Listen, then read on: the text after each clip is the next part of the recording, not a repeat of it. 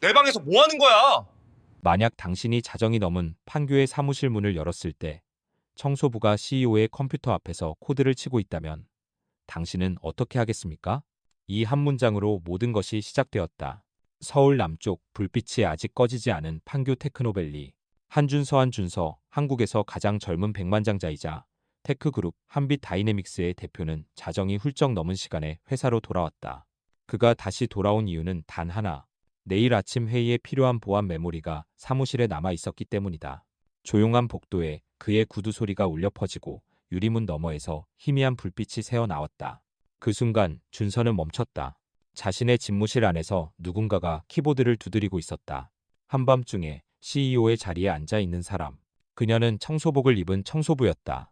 최가은. 이름조차 모르는 임시직 노동자.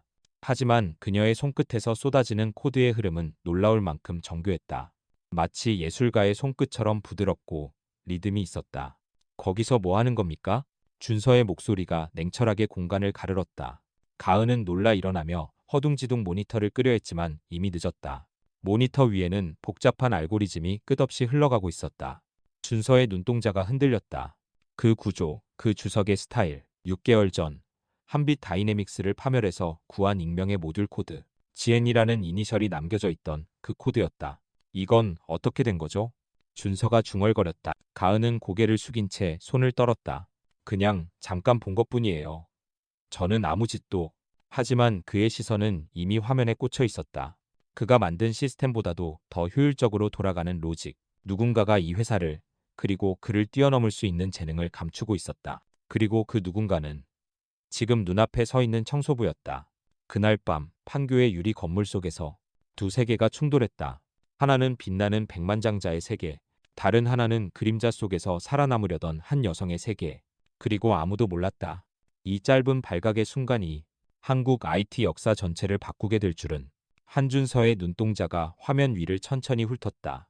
하얀 글자들이 검은 바탕 위에서 춤을 추듯 흘러갔다. 이건 단순한 코드가 아니었다. 한빛 다이내믹스를 무너질 위기에서 구해낸 그 악명 높은 GN 코드와 똑같았다. 6개월 전 한빛의 메인 서버는 치명적인 오류로 붕괴 직전이었다. 수백억 원이 오가는 플랫폼이 단 몇 시간 만에 마비되고 투자자들의 전화를 받던 이사회는 공포에 휩싸였다. 그때였다. 시스템에 익명의 메일이 한 통 도착했다. 보낸 사람도 IP도 추적할 수 없는 발신자. 단 한 줄의 제목만 남겨져 있었다. 긴급 패치 사용 여부는 당신의 판단에 달려 있습니다. 보안팀은 경계했지만 준서는 그 코드를 직접 열어보았다. 그리고 단 몇 초 만에 깨달았다. 이건 완벽했다. 논리적이며 우아하고 기존 구조를 단 한 줄도 깨지 않는 방식으로 오류를 복구했다. 그 모듈 덕분에 회사는 살아남았고 언론은 그를 기적의 CEO라 불렀다. 하지만 그는 알고 있었다. 진짜 기적은 그 익명의 손끝에서 만들어졌다는 것을. 그 후로 준서는 그 GN이라는 서명을 잊을 수 없었다. 수백 번 코드를 들여다보며 분석하고 또 분석했지만 그 패턴은 어떤 프로그래머의 스타일과도 달랐다. 그건 마치 누군가가 세상의 틀 밖에서 프로그래밍을 배운 사람, 전통적인 교육을 거치지 않은 천재의 작품 같았다. 그리고 지금 그 GN의 흔적이 청소부 최가은의 화면에 그대로 떠 있었다. 심지어 그녀가 작성한 코드의 구조는 6개월 전에 그것보다 한층 진화돼 있었다. 준서의 손끝이 떨렸다. 우연이라고 하기엔 너무 정교했다. 이걸 어디서 배웠죠? 그의 목소리는 경계와 놀람이 섞인 저음이었다. 가은은 잠시 침묵하다가 조심스럽게 대답했다. 혼자서 했어요. 그냥 인터넷 강의 보고 연습했을 뿐이에요. 그녀의 말투는 겸손했지만 코드가 말하고 있었다. 이건 연습이 아니었다. 이건 창조였다. 그녀의 얼굴은 형광등 아래에서 창백하게 빛났다. 손끝엔 세제 냄새가 남아 있었고 옷소매엔 먼지가 묻어 있었다. 하지만 그 눈빛에는 데이터보다 더 깊은 무언가가 깃들어 있었다. 살아남기 위해, 버티기 위해 밤마다 스스로를 훈련시켜온 흔적. 준서의 머릿속엔 수많은 질문이 뒤엉켰다. 왜 이런 천재가 청소부로 일하고 있는가? 어떤 이유로 자신의 코드가 이 회사의 심장부에까지 도달했는가? 그리고 지혜는 정말로 그녀였을까? 사무실 밖 자동 청소기의 불빛이 멀리서 깜박였다. 시계는 새벽 2시를 가리키고 있었다. 한 사람은 충격 속에, 다른 한 사람은 두려움 속에 서로를 바라봤다. 그날 밤 판교의 유리 빌딩 안에서 두 운명이 조용히 얽히기 시작했다. 하나는 세상을 지배하던 백만장자, 다른 하나는 세상이 버린 청소부, 그리고 그들 사이에 남겨진 단 하나의 서명지엔 아무도 몰랐다. 그 익명의 서명이 곧 대한민국 기술산업의 역사를 뒤흔들게 될 줄은. 사무실 안의 공기가 한층 무거워졌다. 한준서의 시선이 여전히 모니터에 머물러 있었다. 그의 머릿속은 수백 개의 의문으로 뒤엉켜 있었지만 입 밖으로 나온 건 단 한마디였다. 이 코드를 직접 쓴 겁니까? 그 질문에 최가은의 어깨가 움찔했다. 그녀는 한참을 망설이다가 조용히 고개를 끄덕였다. 비슷한 버전이에요. 예전에 제가 만들었던 것과 거의 같아요. 그녀의 목소리는 낮았지만 그 안에는 이상할 만큼 단단한 무언가가 있었다. 준서는 잠시 말을 잃었다. 이 단순한 청소부가 아니, 이 여성이 6개월 전 그 전설적인 모듈을 만든 사람이라니. 그는 팔짱을 낀 채 가은을 바라봤다. 그런데 왜 우리 회사에, 그것도 청소 일을? 그 질문에 가은은 시선을 피했다. 손끝이 떨렸고 입술이 말라붙었다. 이력서가 막혔어요. 그녀는 천천히 말을 꺼냈다. 제가 마지막으로 일하던 회사에서 일이 있었어요. 그녀의 눈빛이 흔들렸다. 저는 단지 잘못된 걸 바로잡고 싶었어요. 그런데 그건 제가 건드리면 안 되는 사람이었나 봐요. 그 말에 준서의 눈썹이 미세하게 움직였다. 고발이라도 했다는 건가요? 가은은 고개를 끄덕였다. 팀장이 저를 괴롭혔어요. 그래서 회사에 신고했죠. 결과는 제 해고 통지서였어요. 그녀의 웃음은 쓸쓸했고 그 웃음은 차라리 눈물보다 아팠다. 그 후로 제 이름은 문제 있는 사람으로 돌았어요. 면접에 가면 다들 미리 알고 있더라고요. 최가은. 아, 그 일 있었던 사람. 준서는 한동안 아무 말도 하지 못했다. 그는 이런 이야기를 너무 많이 들어왔다. 하지만 지금 눈앞의 그녀는 피해자가 아니라 생존자였다. 그래서 혼자 배운 겁니까? 코딩을? 네. 가은은 고개를 숙인 채 대답했다. 밤에 청소일 마치고 아이가 잠들면 인터넷 강의로 공부했어요. 그냥 내가 아직 쓸모 있는 사람이라는 걸 증명하고 싶었어요. 그녀의 말이 끝나자 준서는 한동안 아무 소리 없이 그녀를 바라봤다. 형광등 아래 청소복의 주름 사이로 묻은 세제 냄새와 피곤함, 그 아래 숨겨진 재능과 절박함이 섞여 있었다. 그 순간 준서는 알았다. 이건 단순히 우연한 발견이 아니었다. 시스템이 버린 천재가 다시 세상으로 돌아오기 위해 스스로의 길을 파내려 한 이야기였다. 최가은 씨. 그가 조용히 입을 열었다. 이 세상이 당신을 믿지 않았다면 내가 먼저 확인하겠습니다. 그녀의 눈동자가 번쩍였다. 믿기 어려운 제안처럼 들렸지만 그 안에는 분명한 진심이 있었다. 밖에서는 새벽 첫 지하철 소리가 멀리서 들려왔다. 하늘이 희미하게 밝아오고 있었다. 그리고 그날 판교의 유리빌딩 안에서 두 사람의 운명은 아주 조용히 하지만 돌이킬 수 없이 움직이기 시작했다. 새벽이 지나고 판교의 하늘이 푸르게 번지던 시간, 한준서는 회사 옥상에 홀로 서 있었다. 도시가 깨어나는 소리와 함께 머릿속은 여전히 복잡했다. 그는 방금 전까지 떠올린 코드의 패턴을 손가락으로 허공에 그려보았다. GN 그 서명은 단순한 이니셜이 아니었다. 그건 잊을 수 없는 6개월 전의 기적이었고 지금 그의 눈앞에 있는 청소부 최가은이 바로 그 기적의 주인일지도 모른다는 사실이 그를 흔들고 있었다. 그녀의 마지막 말이 귓가에 남았다. 저는 아무도 믿지 않아요. 다만 제 코드가 누군가에게 도움이 됐다면 그걸로 됐어요. 그 말이 묘하게 준서의 마음을 쳤다. 그는 세상을 믿지 않던 시절의 자신을 떠올렸다. 낡은 고시원 방, 낡은 노트북, 그리고 누군가 내 아이디어를 훔쳤다며 울분을 토하던 그때의 자신을. 그는 갑자기 그녀에게 기회를 주고 싶었다. 하지만 감정만으로는 충분하지 않았다. 이건 한 사람의 인생을 건 결정이었고 동시에 한 회사를 건 도박이기도 했다. 준서는 휴대폰을 꺼내 메시지를 작성했다. 내일 오전 10시 강남 모카 카페. 당신의 코드를 직접 보고 싶습니다. 강요는 아닙니다. 단지 확인하고 싶습니다. 보내기 버튼을 누른 뒤 잠시 숨을 내쉬었다. 그 순간 그의 표정에는 묘한 긴장과 설렘이 섞여 있었다. 다음 날 오전, 서울 강남의 모카 카페는 출근 전 직장인들로 가득했다. 최가은은 낡은 회색 카디건을 여민 채 창가 자리에 앉아 있었다. 테이블 위에는 오래된 노트북 한 대와 아이 이름이 적힌 작은 메모지가 놓여 있었다. 손가락이 계속 떨렸다. 그녀는 여전히 자신이 이 자리에 있어도 되는지 확신이 없었다. 문이 열리고 준서가 들어왔다. 어제의 냉철한 CEO 모습은 없었다. 오늘의 그는 블레이저에 청바지를 입고 조용히 커피 두 잔을 주문했다. 와줘서 고맙습니다. 그의 첫마디는 생각보다 부드러웠다. 잠시 침묵이 흘렀다. 준서는 노트북 화면을 바라보며 고개를 끄덕였다. 그 코드를 다시 보여줄 수 있을까요? 가은은 망설이다가 천천히 손가락을 움직였다. 화면 위로 파란빛 코드들이 흐르기 시작했다. 그 움직임은 두려움보다는 익숙함에 가까웠다. 그녀는 자신이 세상과 단절되어도 이 언어만큼은 자신을 배신하지 않을 거라고 믿었다. 준서의 눈빛이 서서히 변했다. 놀람에서 경이로움으로, 그리고 마지막엔 확신으로. 확실히 당신이 썼군요. 그의 목소리가 낮게 깔렸다. 이건 그냥 우연이 아니에요. 누군가 배운 게 아니라 만들어낸 사람이 쓴 코드예요. 가은은 고개를 들지 못했다. 그렇다고 해서 제자리가 생기진 않아요. 이 업계는 이미 저를 잊었으니까요. 준서는 커피잔을 내려놓으며 말했다. 그럼 내가 기억하게 하죠. 그 말은 제안이라기보다 선언처럼 들렸다. 그녀의 눈동자가 살짝 흔들렸다. 그의 진심이 느껴졌기 때문이다. 카페 유리창 너머로 봄빛이 번져들었다. 두 사람 사이의 공기는 아직 낯설었지만 그 낯섦 속엔 분명 무언가가 피어오르고 있었다. 기회 혹은 구원이라 불릴 만한 무언가가. 그리고 그날 강남의 한 카페에서 내린 그 한마디가 한 여성의 인생을 완전히 바꾸어 놓을 첫 번째 컴파일 명령이 되었다. 강남의 아침 공기는 따뜻했지만 두 사람 사이의 공기는 차가웠다. 한준서와 최가은은 마주 앉아 있었고 그 사이엔 식어가는 에스프레소 두 잔이 놓여 있었다. 준서는 말없이 그녀의 노트북을 바라봤다. 화면에는 검은 배경 위로 복잡한 파란 코드가 흐르고 있었다. 그는 고개를 천천히 끄덕였다. 내가 본 그 코드가 맞아요. 당신이 지엔이었군요. 가은은 아무 말도 하지 않았다. 그녀의 눈은 커피잔 가장자리에 고정되어 있었다. 준서의 목소리가 이어졌다. 6개월 전 당신의 코드가 이 회사를 살렸어요. 그리고 난 그걸 몰랐죠. 당신의 이름도, 당신의 사연도. 그녀는 고개를 들었지만 눈빛에는 경계가 서려 있었다. 제가 원한 건 이름을 알리는 게 아니었어요. 그냥 제 코드가 누군가에게 쓰였다는 걸 알고 싶었을 뿐이에요. 준서는 한숨을 내쉬었다. 그럼 왜 익명으로 보냈죠? 그녀는 잠시 웃었다. 익명만이 제가 살아남을 수 있는 유일한 방법이었어요.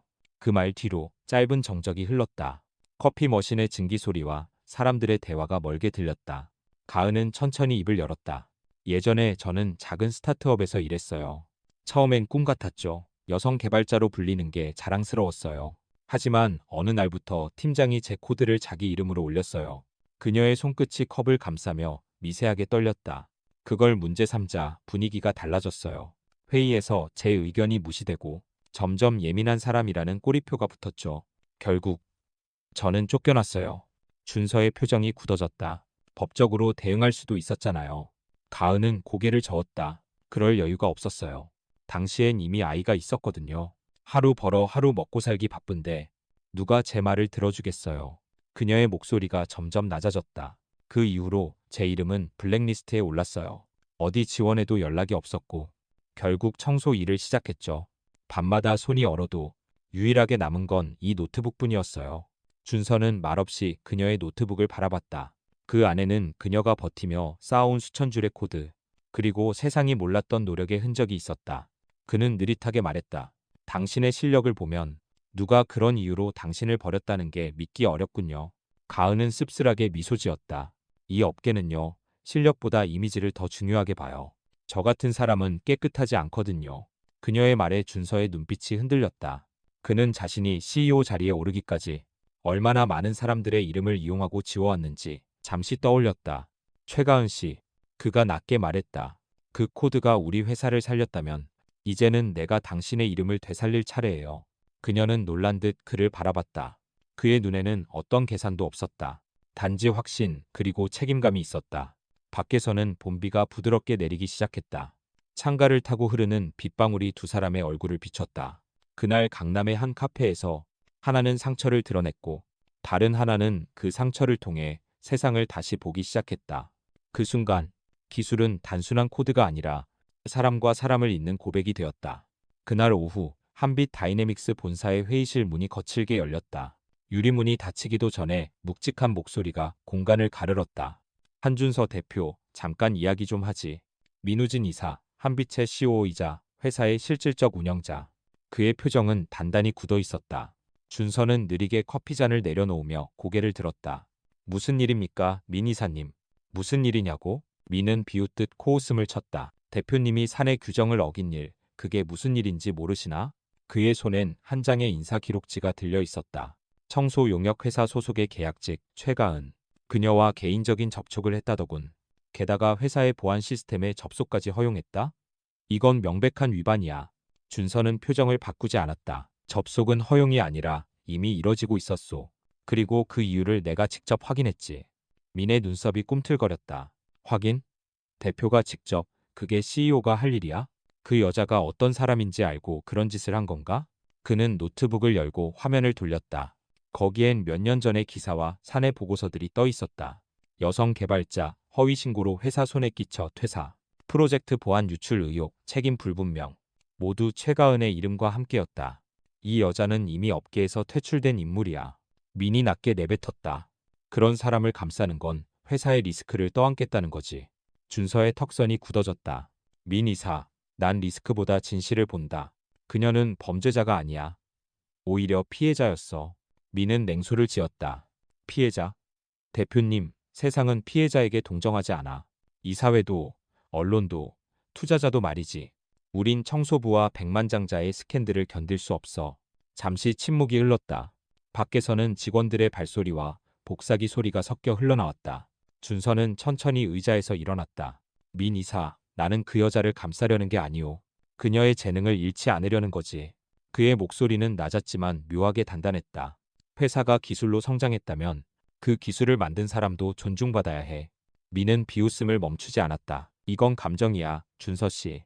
감정은 회사의 언어가 아니지.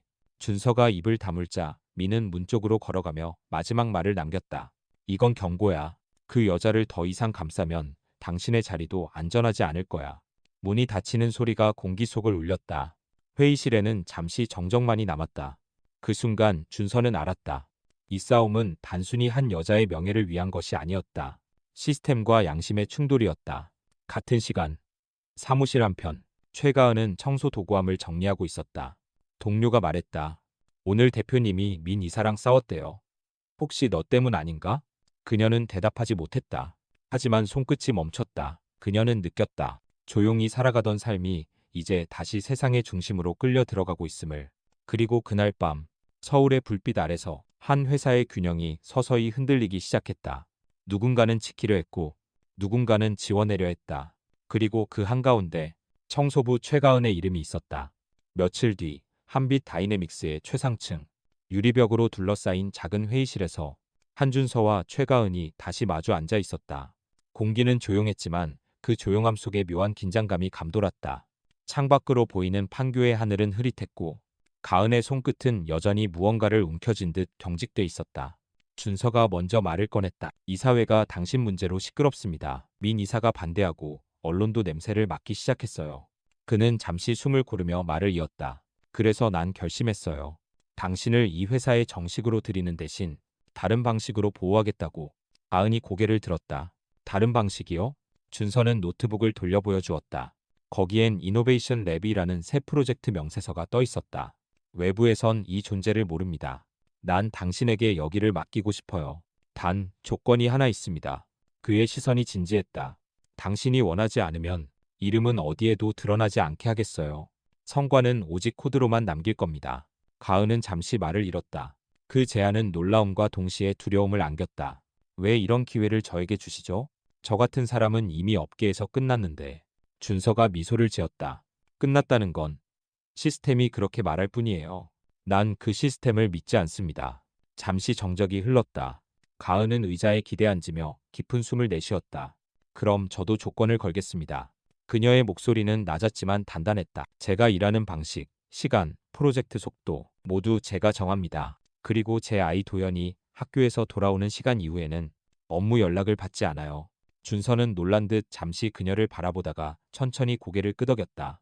좋아요. 당신의 룰을 존중하죠. 그게 당신의 코드처럼 완벽하다면 그 어떤 제약도 필요 없어요. 그의 대답은 단호했고 그 순간 가은의 눈빛이 처음으로 흔들렸다. 그녀는 그동안 자신이 어떤 대접을 받았는지 알고 있었다. 약자의 조건이란 언제나 타협이 아닌 굴복을 의미했으니까. 그런데 지금 눈앞에 이 남자는 그 조건을 약속으로 바꾸고 있었다. 며칠 후 그녀는 이노베이션 랩이라 적힌 보안문을 열었다. 안에는 새 컴퓨터, 고성능 서버, 그리고 흰색 보드가 벽을 가득 채우고 있었다. 형광등이 켜지자 방 안은 마치 또 하나의 세상이 된 듯했다. 그녀의 눈동자가 빛났다. 준서의 목소리가 스피커를 통해 들려왔다. 최가은 씨, 여기가 당신의 무대입니다. 그리고 이 프로젝트의 코드는 오직 당신만 볼 수 있어요. 그녀는 천천히 자리에 앉았다. 손끝이 키보드를 스치자 모니터 위에 익숙한 단어가 떠올랐다. Start Build GN. 테사프. 순간 오래된 상처가 잠시 따뜻해졌다. 한때 세상이 빼앗아갔던 이름. 이제는 다시 그녀의 손 안에서 살아나고 있었다. 그날 밤 빌딩의 불이 꺼진 후에도 이노베이션 랩의 불빛은 꺼지지 않았다. 누군가는 약자의 자리에 앉아 있었지만 그 자리는 더 이상 약하지 않았다. 그녀의 조건은 타협이 아닌 선언이었다. 나는 다시 시작한다. 내 이름이 아닌 내 코드로. 새벽의 강남. 한빛 다이내믹스 본사 앞에는 이미 수십 명의 기자들이 몰려 있었다. 카메라 플래시가 번쩍이고 청소부 출신 천재 개발자라는 자막이 뉴스 헤드라인을 장식했다. 전날 밤 누군가가 커뮤니티에 올린 사진 한 장. 한준서 대표와 한 여성, 강남의 카페에서 마주 앉은 모습. 그녀는 누구인가? 라는 제목과 함께 수천 개의 댓글이 달렸다. 대표님이랑 청소부라니? 드라마 찍냐? 저 여자가 GN이라는데 진짜면 영화다. 여성 개발자 스캔들 맞지? 그리고 오전 9시 한빛의 이사회 회의실 문이 닫혔다. 유리병 너머로 보이는 도시 풍경은 평온했지만 회의실 안의 공기는 칼날처럼 날카로웠다. 테이블 중앙엔 태블릿 수십 대가 놓여 있었고 화면마다 실시간 뉴스가 떠 있었다. 이사회 의장 윤미경이 먼저 입을 열었다. 대표님, 어젯밤의 사진이 이미 전 언론에 퍼졌습니다. 그리고 오늘 오전 주가가 8% 하락했습니다. 한준서는 눈을 감았다가 조용히 떴다. 알고 있습니다. 그럼 설명해 주시죠. 민우진 COO가 말을 이었다. 그 여자는 대체 누구입니까? 왜 당신이 직접 만나서 회사의 기밀 코드에 접근하도록 허락했습니까? 준서는 고개를 들었다. 그녀는 지엔입니다. 6개월 전 우리를 파멸해서 구한 익명의 프로그래머. 순간 회의실이 술렁였다. 말도 안 됩니다. 증거가 있습니까? 지엔은 해외에서 활동하는 프리랜서라고 들었습니다. 준서는 태블릿을 돌려보였다. 화면에는 그가 직접 검증한 코드 비교 데이터가 있었다. 라인별 구조, 주석, 알고리즘의 흐름까지 모든 것이 일치했다. 그녀의 이름은 최가은. 현재는 용역 청소부로 일하고 있습니다. 하지만 이 코드를 작성한 건 분명 그녀입니다. 윤미경 의장의 눈빛이 매서워졌다. 대표님, 이건 단순한 인사 문제가 아닙니다. 회사의 명성, 투자자의 신뢰, 모든 게 걸려 있어요. 지금 상황에서 청소부 출신 천재 개발자는 스토리가 아니라 리스크입니다. 준서는 고개를 저었다. 리스크가 아닙니다. 그녀는 이 회사의 진짜 자산입니다. 민우진이 비웃었다. 대표님, 감정으로 회사를 운영하지 마세요. 이건 스타트업이 아니라 수천억 규모의 대기업입니다. 그때 윤미경이 손을 들어 조용히 말을 멈추게 했다. 좋아요, 준서 대표. 그렇다면 물어봅시다. 당신의 계획은 뭡니까? 언론이 이미 스캔들로 몰고 가는 이 사안을 어떻게 기회로 바꿀 수 있죠? 준서의 눈빛이 단단히 고정됐다. 감추지 않겠습니다.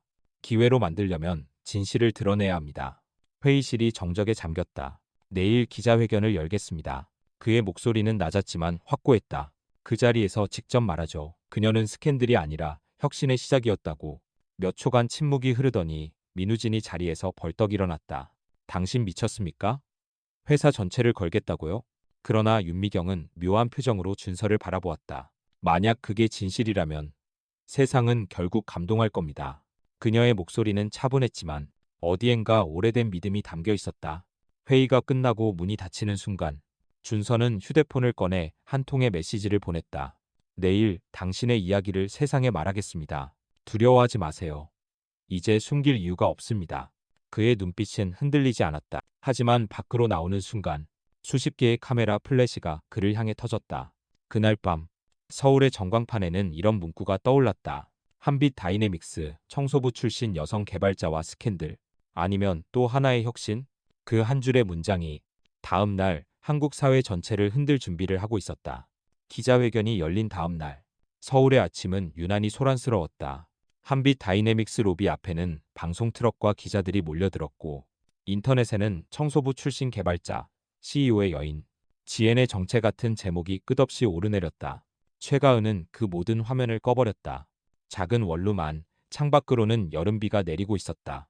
테이블 위엔 아이의 도시락통과 접히지 않은 이삿짐 상자가 어지럽게 놓여 있었다. 엄마, 오늘 어린이집 안 가?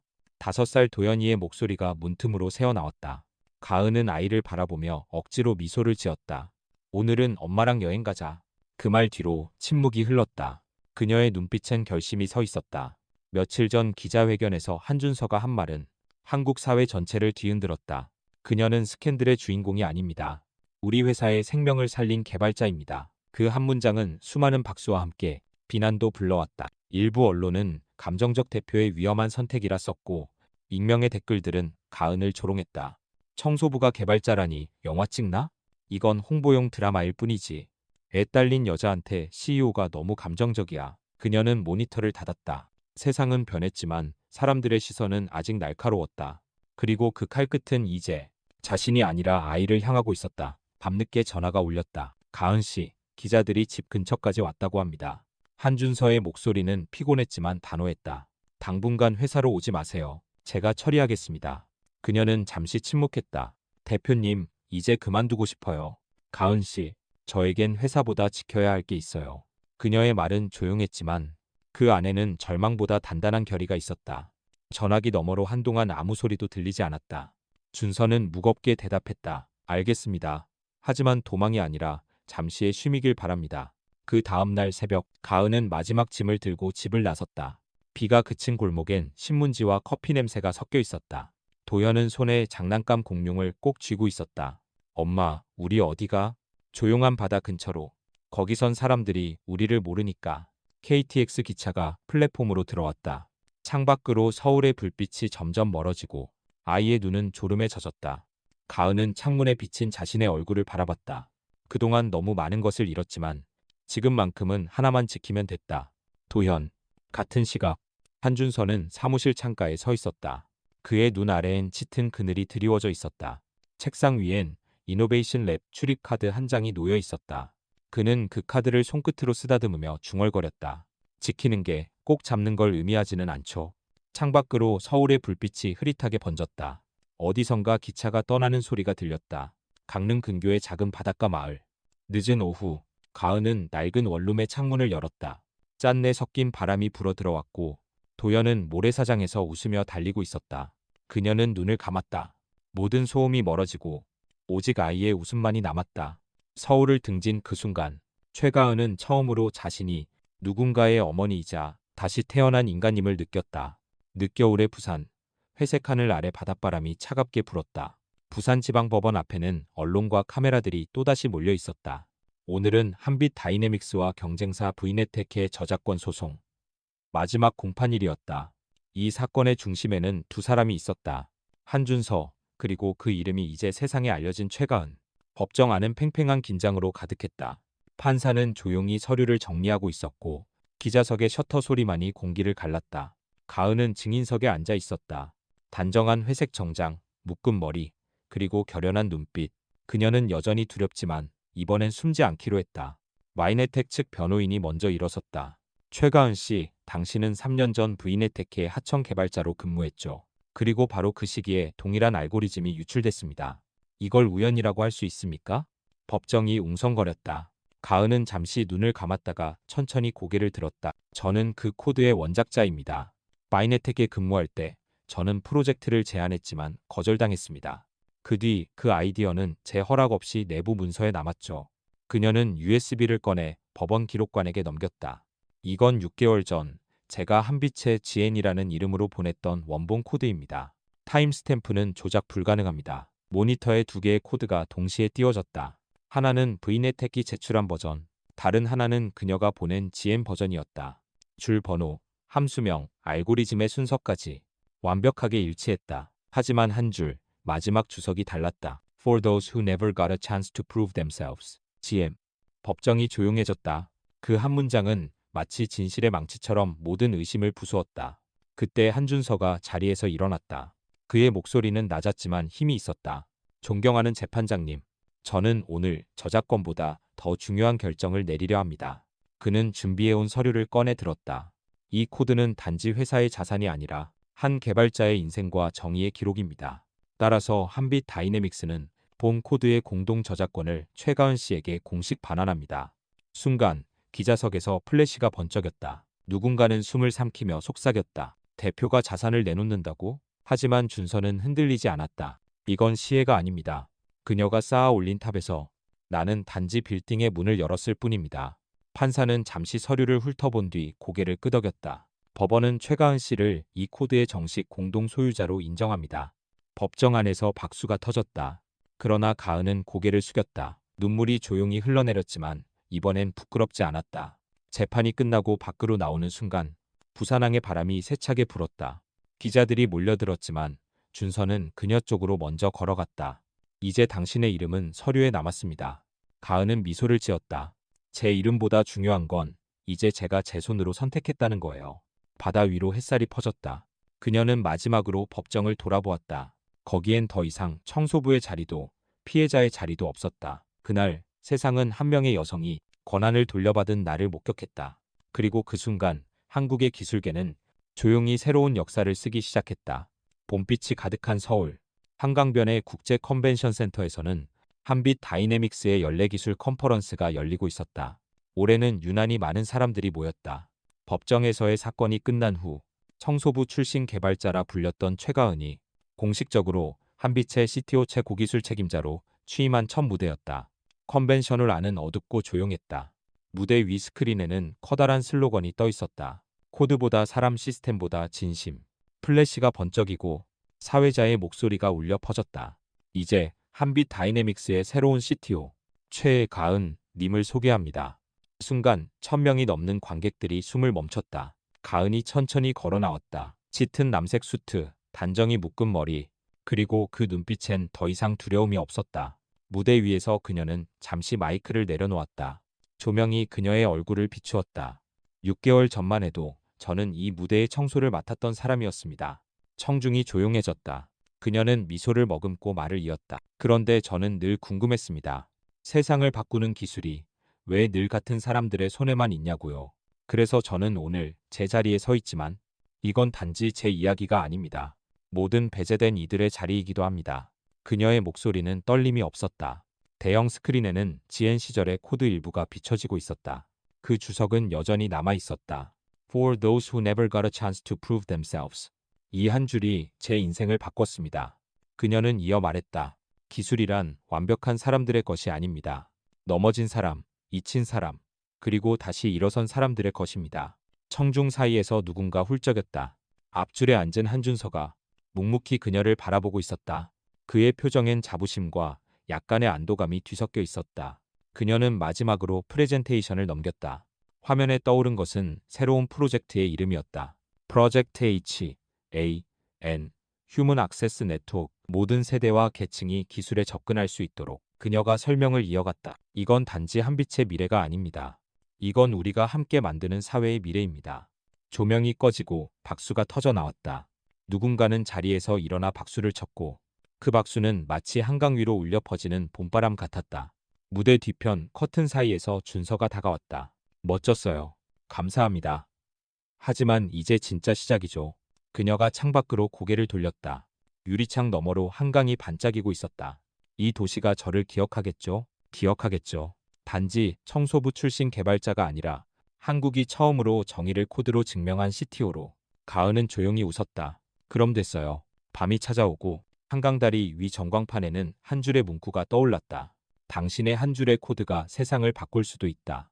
그 빛 아래 최가은은 드디어 완전히 세상의 중심으로 걸어 나왔다. 그 길은 더 이상 도망의 길이 아니라 누군가를 따라오게 하는 길이었다. 가을의 서울, 한강 위에 노을이 천천히 내려앉고 있었다. 6개월 전 모든 게 무너졌다고 믿었던 그 도시가 이제는 새로운 전설을 품고 있었다. 그 전설의 이름은 최가은. 한빛 다이내믹스의 신사옥 25층. 유리창 너머로 도시의 불빛이 반짝였다. 가은은 회의실 한가운데 앉아 있었다. 테이블 위에는 수십 개의 서류와 제안서, 그리고 한 장의 서명 문서가 놓여 있었다. 최가은 CTO, 축하드립니다. 법무팀장이 말했다. 오늘부로 당신의 코드 윤리 정책이 공식적으로 한빛 개발자 헌장으로 채택되었습니다. 그녀는 미소를 지었지만 그 미소엔 묵직한 감정이 섞여 있었다. 이건 나 하나의 승리가 아니에요. 이제부터는 누군가의 기회가 되어야 하죠. 헌장의 첫 문장은 이렇게 시작했다.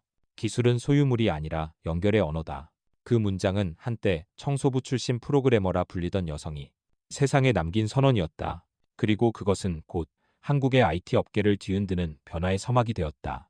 뉴스에서는 그녀의 이야기를 다뤘다. 최가은 CTO, 사회적 약자를 위한 개발자 교육재단 설립, 한빛 다이내믹스, 여성 기술인 40% 채용 정책 발표. 기자들은 혁명이라 불렀지만 가은은 그저 조용히 웃었다. 이건 혁명이 아니에요. 그동안 세상이 빼앗았던 자리를 다시 제자리에 돌려놓는 것뿐이에요. 그녀의 곁엔 늘 한준서가 있었다. 그는 여전히 CEO였지만 이제는 지도자보다 동료에 가까웠다. 그날 밤 두 사람은 한강 다리 위를 함께 걸었다. 바람은 서늘했지만 도시의 불빛은 따뜻했다. 이제 진짜 끝났네요. 가은이 말했다. 준서가 고개를 저었다. 아니요, 이제부터 시작이죠. 당신이 법칙을 바꿨잖아요. 그녀가 웃었다. 법칙을 바꾼 게 아니라 사람들이 다시 믿을 수 있게 만든 거예요. 며칠 뒤 프로젝트 HAN의 첫 오프라인 워크숍이 열렸다. 참가자 대부분은 한때 비정규직, 경단녀 혹은 프로그래밍을 독학하던 청년들이었다. 가은은 강연대 위에서 천천히 마이크를 들었다. 제가 처음 코드를 배웠을 때 사람들은 말했어요. 너 같은 애는 안 돼. 그런데 이제 저는 그 말에 이렇게 답하려 합니다. 그녀는 화면에 한 줄의 문장을 띄웠다. 우리는 모두 업데이트될 권리가 있다. 청중의 눈빛이 흔들렸다. 어떤 이는 눈물을 훔쳤고 어떤 이는 조용히 박수를 쳤다. 그 순간 한빛 다이내믹스라는 이름보다 더 중요한 게 생겼다. 한강의 법칙 개의찬 리버 코드. 한 번 버려진 코드라도 다시 실행될 수 있다는 믿음. 밤이 깊어갈 무렵 가은은 사무실 불을 끄고 천천히 창가로 걸었다. 도시의 불빛이 한강 위에 반사되어 흔들리고 있었다. 그녀의 눈가에는 피곤함 대신 평온함이 깃들어 있었다. 뒤에서 준서가 다가와 조용히 물었다. 후회 없어요? 그녀가 고개를 저었다. 후회는요, 아직 배포되지 않은 버그 같은 거예요. 언젠가 고쳐지죠. 둘 다 웃었다. 카메라는 멀리서 그 장면을 비췄다. 서울의 야경 속 두 사람, 빛나는 강 위에서 새로운 세상을 바라보는 두 실루엣. 그녀는 이제 더 이상 청소부도 희생자도 아니었다. 그녀는 법칙을 다시 쓴 사람, 그리고 다음 세대의 첫 줄의 코드였다. 누군가의 실패가 세상의 업데이트가 된다면 우린 모두 연결되어 있는 것이다. 그리고 그 연결은 결국 인간의 이야기다. 구독과 좋아요로 더 많은 이야기 함께해요. 청소부의 인생 이야기, 당신의 코드가 세상을 바꾼다.